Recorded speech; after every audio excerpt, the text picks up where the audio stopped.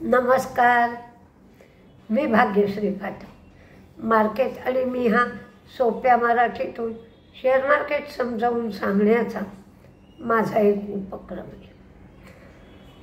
आज मार्केट खूप छान होतं असं म्हटलं तर चुकीचं ठरणार नाही। सकाळी विक्स खूप वाढला होता खरा। मार्केट 700 सव्वा 700 पॉईंट सेन्सेक्स पडला होता, पण तिथून मार्केटने इतकी सुंदर रिकव्हरी दिली की 200 पॉईंट मार्केट तेजीत गेलं। म्हणजे जवळजवळ 900 ते 1000 पॉईंटची रिकव्हरी आज मार्केटमध्ये आली।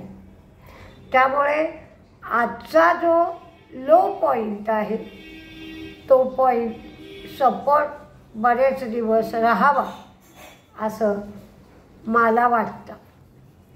आज बरेच रिझल्ट पण लागले। आज कॅपिटल गुड्सला मार्केटनी चांगलं रिॲक्ट पण केलं। एकंदरीतच जे लिस्टिंग होतं ते लिस्टिंग पण चांगलं झालं।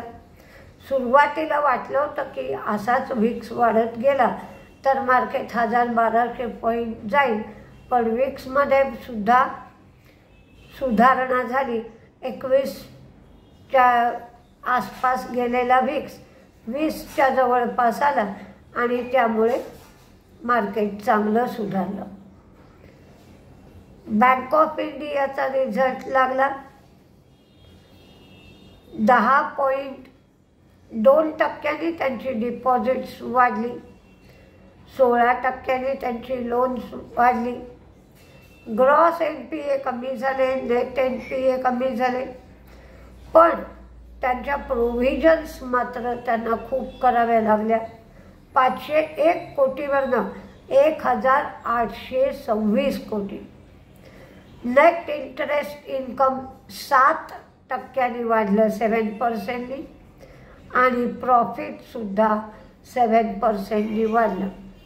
कासा रेशो 43% आहे बँक ऑफ इंडियाचा।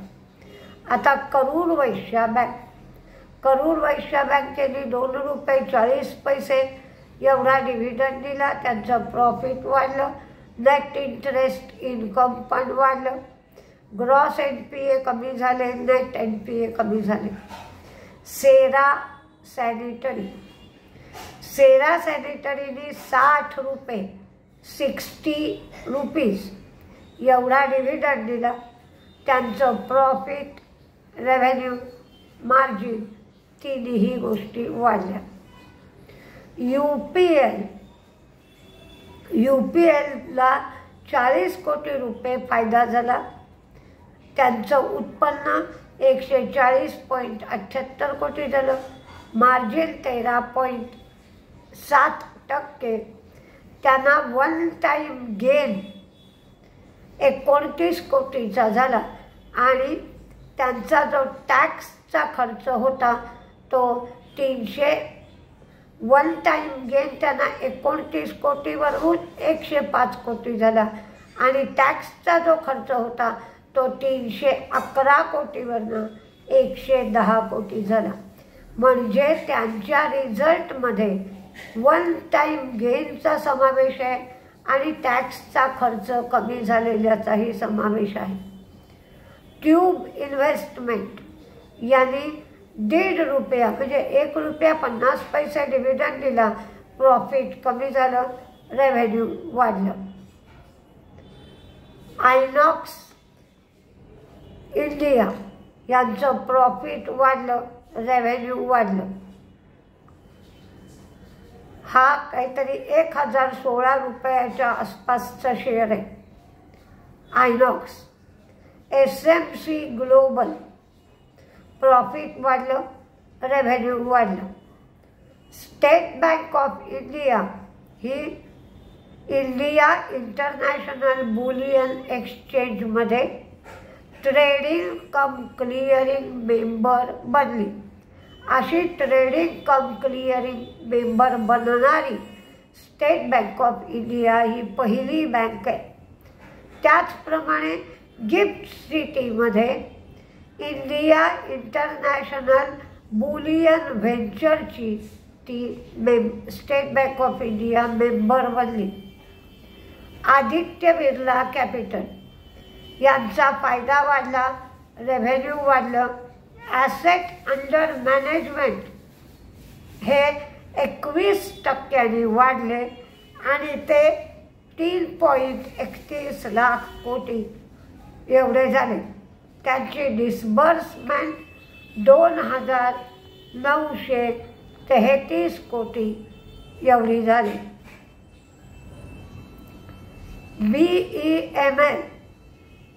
BEMLचे रिझल्ट चांगले आले.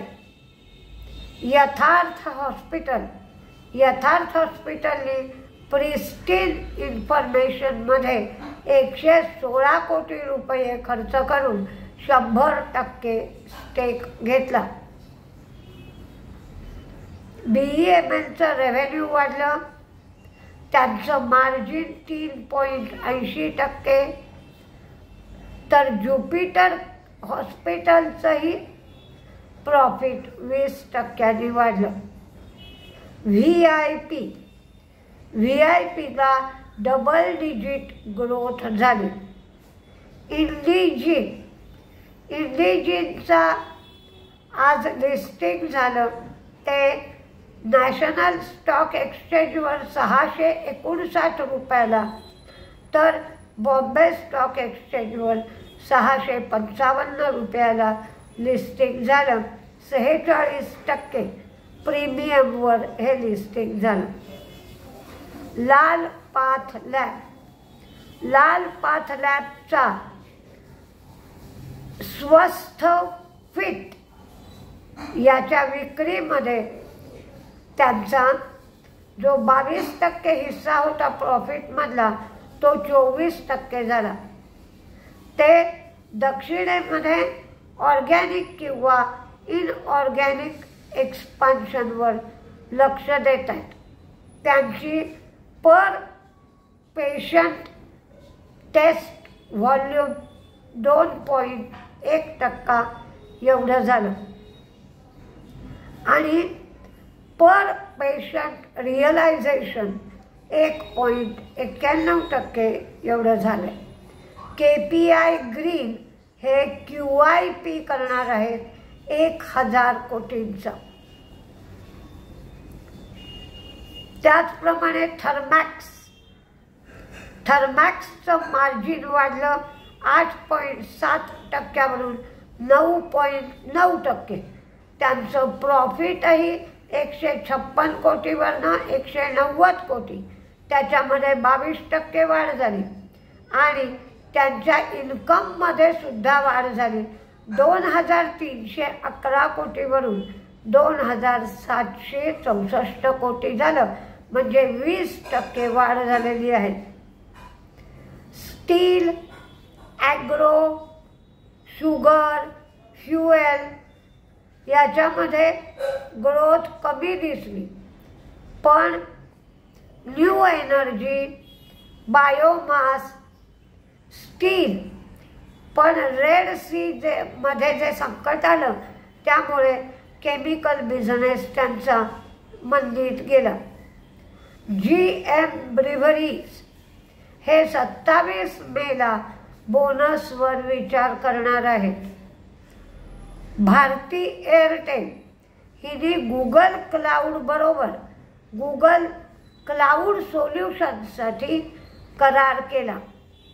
वरुण ब्रिव्हरेजेस प्रॉफिट वाढलं, रेव्हेन्यू वाढलं आणि मार्जिनही वाढलं. रॉयल ऑर्चिडनी सुरतमध्ये ऑल सूट 5 स्टार हॉटेल उघडलं.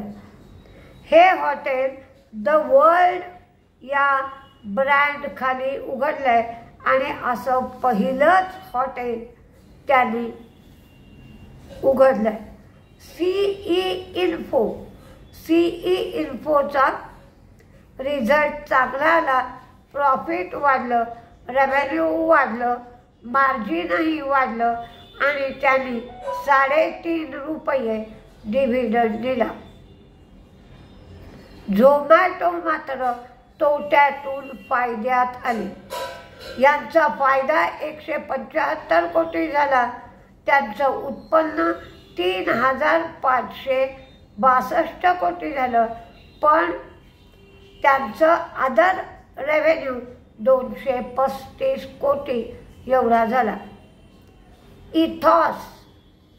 इथॉसचं प्रॉफिट वाढलं, रेव्हेन्यू पण इथॉसचं वाढलं. TVSनी IQB ही 2.2 kWh बॅटरी क्षमतेचं एक नवीन व्हरायंट लॉन्च केलं. पण आज निदान तुम्हाला शांत वाटलं असेल की मार्केट पडतच राहिलं नाही, तर मार्केट सुधारण्याची क्रियासुद्धा तेवढ्याच स्पीडनी झाली जेवढ्या स्पीडनी मार्केट पडलं. त्यामुळे आता सातत्याने मार्केट पडत राहील का, काय होईल, मग मी विकून टाकू का, अशा ज्या शंका तुमच्या डोक्यात असतात त्या शंकांचं निरसन झालं असेल. थोडेसे काही दिवस शांत राहा. मार्केटमध्ये व्होलॅटिलिटी इलेक्शन होईपर्यंत राहील.